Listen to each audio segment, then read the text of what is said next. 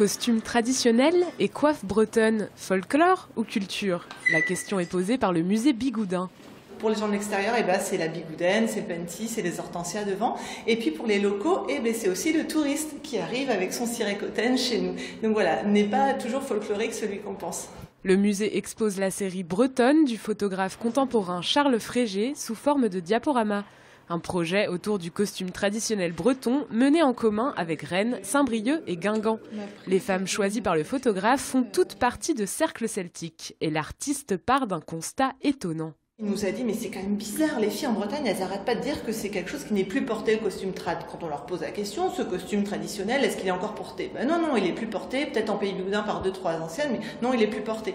Et Charles nous dit, c'est quand même étonnant, moi je porte moins souvent le costard-cravate qu'elle ne porte le costume. Et je ne peux pas dire que le costard-cravate soit une mode qui soit morte et qui n'est plus portée, c'est pas vrai. Donc voilà, il a ramené un peu de contemporanéité en fait dans ces pratiques-là. Et ça, c'était intéressant, ce nouveau regard. Et même pour ceux qui ne sont pas friands de folklore ou de costumes traditionnels, la série de photographies interpelle. Pour moi, c'est un truc un peu passéiste et je me sens pas d'affinité avec ça. Ça m'intéressait de voir ce que Frégé pouvait faire avec ça et je trouve qu'il n'est pas dans l'hommage au costume breton comme on peut sentir des fois dans les fêtes bretonnes, etc. Enfin, il garde quelque chose d'interrogateur dans ses photos et ça, je trouve ça pas mal. En marge de l'exposition SoFolk, le musée propose aussi des ateliers.